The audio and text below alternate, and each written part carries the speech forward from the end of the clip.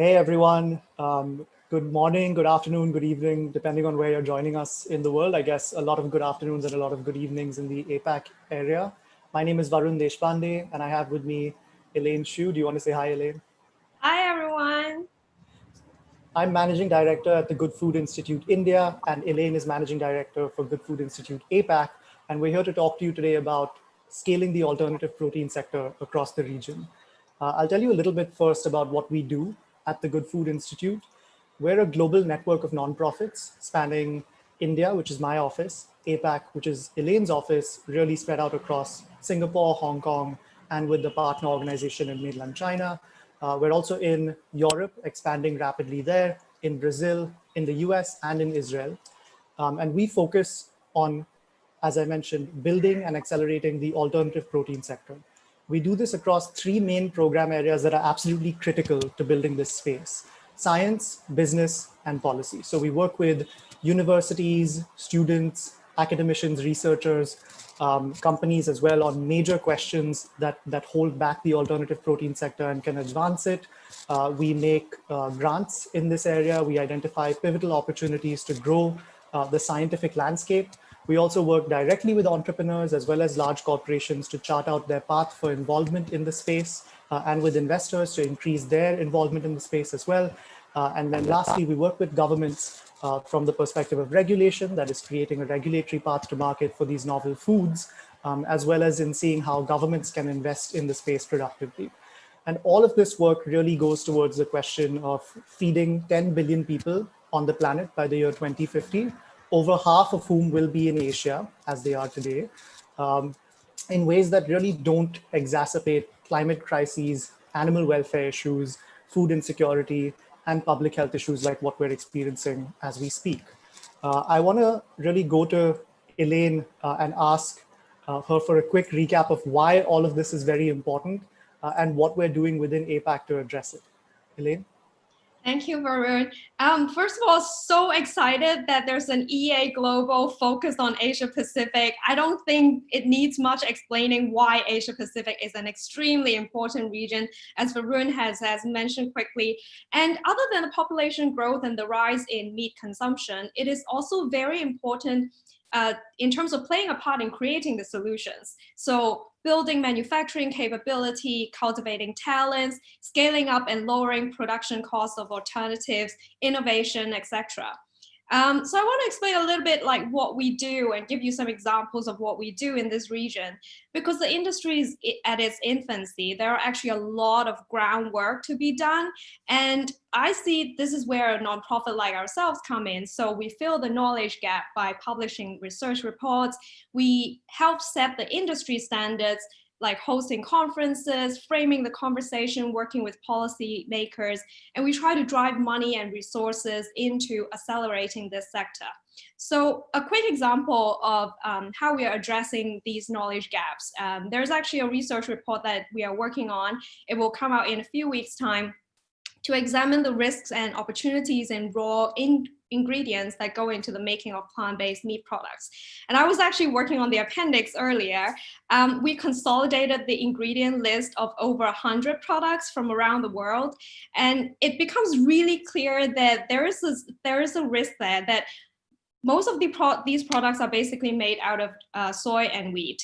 And the lack of diversity we see as a risk to both consumer adaptation and also environmental impact. So what we try to do in this report is to analyze and present a business case for diversification and to point out if there are any overlooked business opportunities that exist, because we think that business and market forces are really powerful change makers, and it's more effective to frame a conversation and do the research this way. So I'm quite pumped about this report coming out in the world in a few weeks' time. So that's an example of what we do. I have a question for you too, Varun. So there has been a lot happening in this space globally and also in the Asia Pacific region. A lot of news about the sector these past few months, actually. So consumers in Asia are getting a taste of these next-gen meat replacements. So could you frame that? Why isn't this problem already solved? Like, why is it still an important problem that we need to tackle?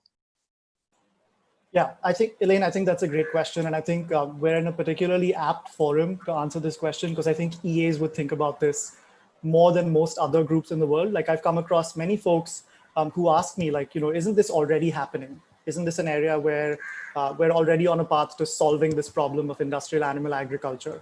And the truth is, as EAs would say, we need to think about this from the perspective of how large the problem is, how solvable it is, and how neglected it is relative to the size of that problem, right? And if you look at the opportunity to create an impact here, it really is quite neglected relative to that opportunity. So an analogy that I'd like to offer is it's quite similar to, let's say, the energy transition or even global health.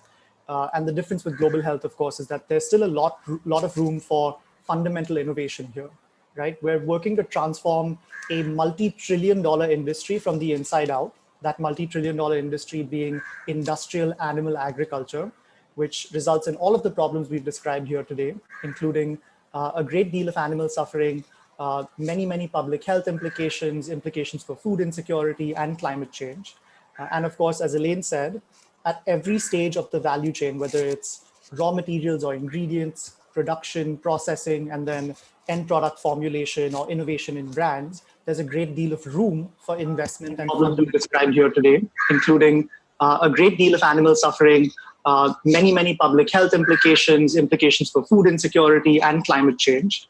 And of course, as Elaine said, at every stage of the value chain, whether it's raw materials or ingredients, production, processing, and then end product formulation or innovation in brands, there's a great deal of room for investment problems we described here today, including a great deal of animal suffering, many public health implications, implications for food insecurity and climate change. And of course, as Elaine said, at every stage of the value chain, whether it's raw materials or...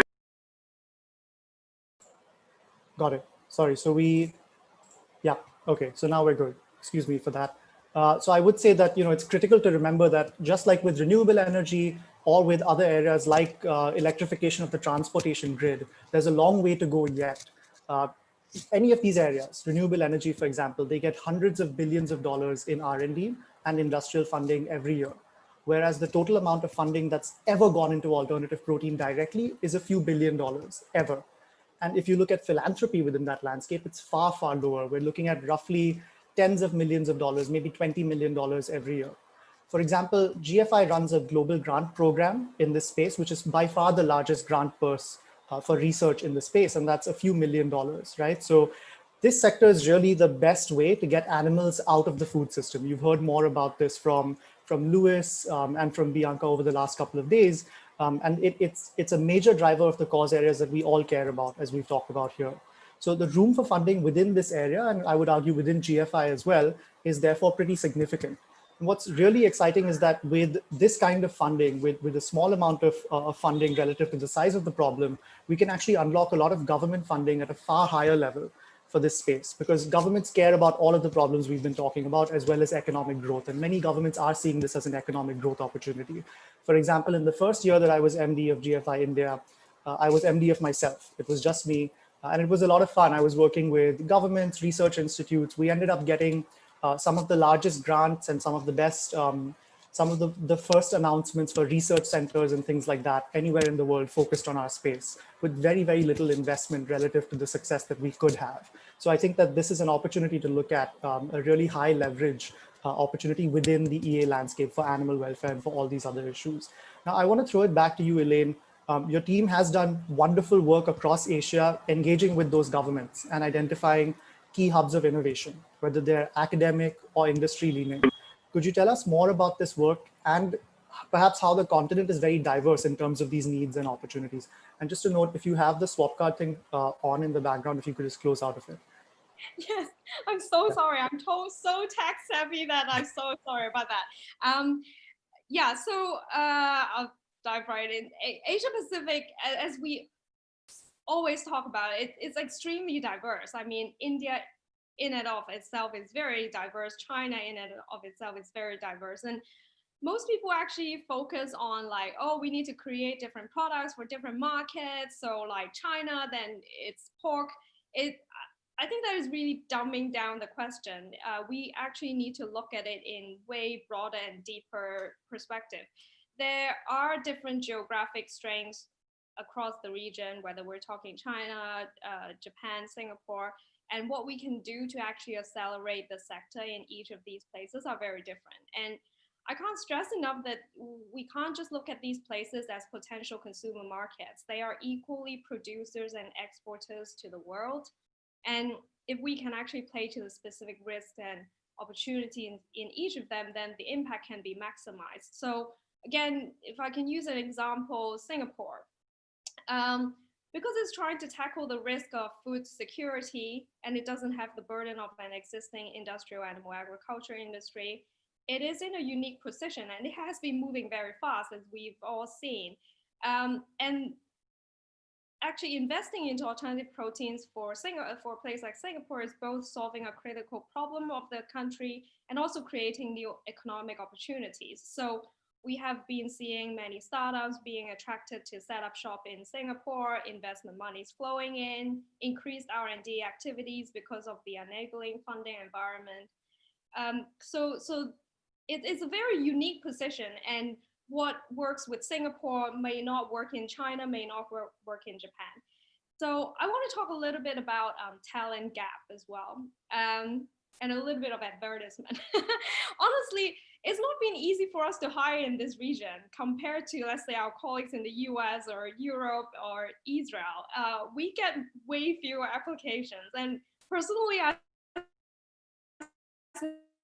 something with the culture, or maybe our industry is sort of still going a bit slower compared to, let's say, a US market. But we are scaling up our operations, and particularly in Singapore in 2021, we would be opening a few positions. So we would love to take on talented people with the skills we need across science, business, and policy.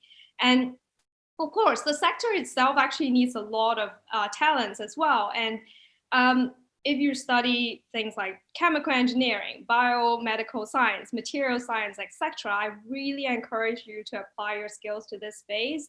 It is really an opportunity of a lifetime to be able to do such impactful work. And also the sector is obviously growing. So it's a very promising sector to join.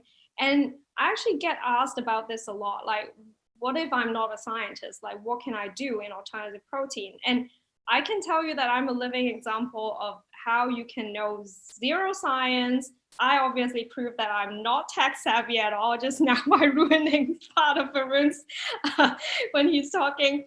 I failed math in second grade, and I still found a place to contribute to this movement. This sector actually needs a wide range of talents, right? Marketing, accounting, business analysts, management people. So I already mentioned that we're hiring a few positions, and at this point, I'm thinking that, let's say, only one out of 3 of those positions would be science related. They are really, like, this sector is growing so fast, and anyone can contribute in some way. So to come back to the science folks for a minute, though, we are rolling out different university chapters around the world. We are also trying to get credit courses in universities. We started in Israel. We're going to roll this out in Asia Pacific in 2021 and beyond. So I really, whether you're a student or you're already working, really encourage you to look into applying your talents in this sector. APAC is obviously one of, well, if not the most, I would say the most important frontier for our sector. Is absolute key to transforming the global food system over the next decades. So it's an amazing vocation path to start. So yeah, I encourage you all to join us. Yeah, thank you, Elaine. And we only have about 10 minutes left, so I want to go to questions from the audience. We've got some really great ones in the chat here.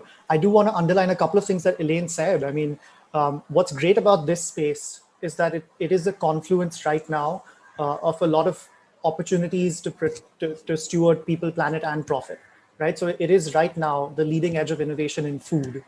You may have seen that the largest food and meat companies are investing in the space. Unilever put out a signal last week that they want to increase their revenues only in plant-based foods to about $1 billion over the next few years.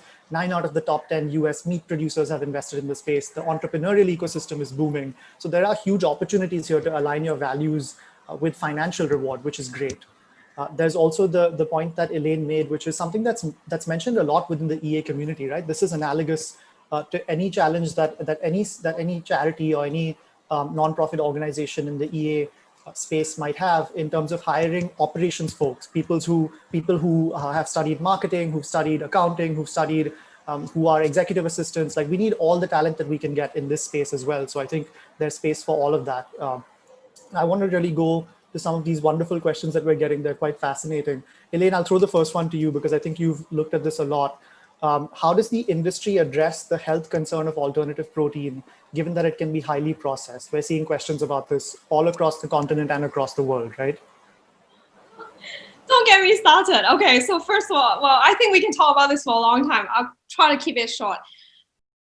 I don't like dumbing down questions, to like, this is very processed. What does that mean though, right? When people talk about this is very processed, this is not healthy, the definition of what is processed, like bread is processed. Most of what we eat are processed, and people don't seem to realize that that's actually the default, like a lot of the default that's happening, and trying to like compare plant-based products to some sort of imaginary standard that doesn't exist out there. I would say that definitely if consumers have this concern, we need to address that, right? But not every single product needs to address that. We're talking about different segments of consumers. Some would want to go for something that just tastes really good.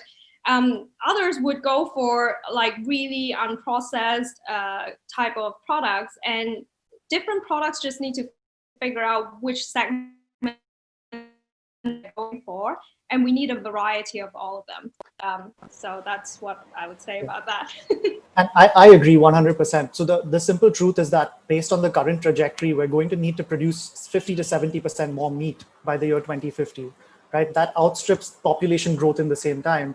And the reason is because of regions like Asia. So especially in India, for example, if you look at all the projections from the UN Food and Agriculture Organization, and if you talk to the actual producers of poultry as well in the country, you'll see huge growth rates over the next decade or so as incomes rise, because meat is considered to be a prestige food. It brings people together. It's a symbol of status. It's tasty, etc. So the most reliable way to perhaps be able to target this consumption in ways that are orders of magnitude better for the planet and, of course, for animals, is make products that taste the same or better and cost the same or less. And yes, the labels will also get cleaner over time, because we're at the very beginning of a decades-long shift. You'll see these formulations get more and more clean with fewer ingredients and less processing over time as well. The next question is interesting. It says, what role do you see algae and seaweeds playing in the alt protein market? For example, as a food for humans, as kelp burgers, or even in livestock feed, etc. So I will say we don't focus on the livestock feed aspect of it. There are many folks that work on that, reducing emissions from cows using seaweed, etc. But our focus is on producing replacements for meat. We just, at the GFI India team, coincidentally, last week, we had two roundtables, one on microalgae and one on macroalgae, focused on building the seaweed and microalgae value chain from the ground up in order to lead into the alternative protein space. So we're definitely looking at that. Elaine, do you want to quickly go over the different categories of alternative proteins and how some of these newer ones like microalgae, fermentation, etc., are coming into play? So I'll just do this quickly and then I'll leave all the minutes for you, Varun. I just feel so bad that I ruined your bit just now. So we focus on kind of three pillars. That's how we categorize it. So plant-based, and then cultivated meat, and then fermentation. And I think, folks who actually follow GFI would know we have a state of industry report for plant-based and cultivated alternatives. And now we have one for fermentation as well. And I know from our SciTech team that we're all very excited about fermentation. And I know like fewer people are actually kind of talk about it. And when they talk about alternative proteins, people don't, immediately think about fermentation. But it's like it plugs into so many things. That's why it's awesome. And whether it's blended products and basically facilitating a fast scale up and lowering production costs. So we're very excited about the fermentation pillar. We work on all three. Yeah, and to Elaine's point about blended products, we're seeing really exciting approaches that take, let's say, microalgae or seaweed and use the particular scientific properties of those organisms or plants and then blend them with all plant-based ingredients for the rest of their product. So you get a superior product from a nutritional standpoint, from a sensory standpoint. Remember, taste the same or better is one of the most important levers here. And you get a product that is far better for it, which is really exciting. And you of course get all of the economic benefits of all of that as well, because I can tell you in India and in the ASEAN region, governments are very, very keen on building up things like microalgae and seaweed farming, etc., which is really cool. I think this question is a particularly interesting one, Elaine. I'm going to summarize it as saying, what's to stop alternative protein from also becoming a monopoly owned by a small group of people or companies? And then what would happen to all the farmers or meat producers around the world then? Will these companies offer, will these companies invest in the supply chain, essentially create training opportunities for all of the people in the meat economy as it currently stands?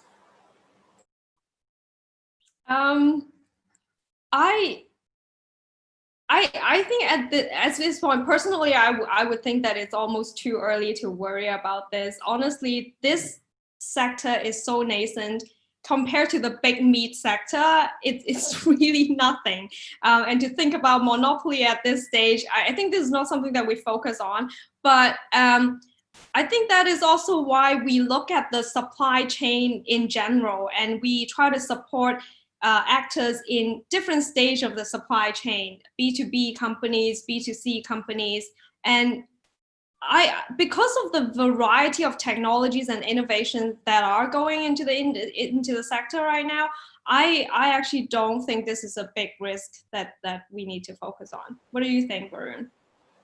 I agree, but I also think that this is going to be politically very important, right? And that's why we make sure that we focus on letting people know that what we're trying to build here is an industry that can absorb a lot of the investment and the assets in many cases, like repurposing production facilities even, and especially the talent that exists in other industries.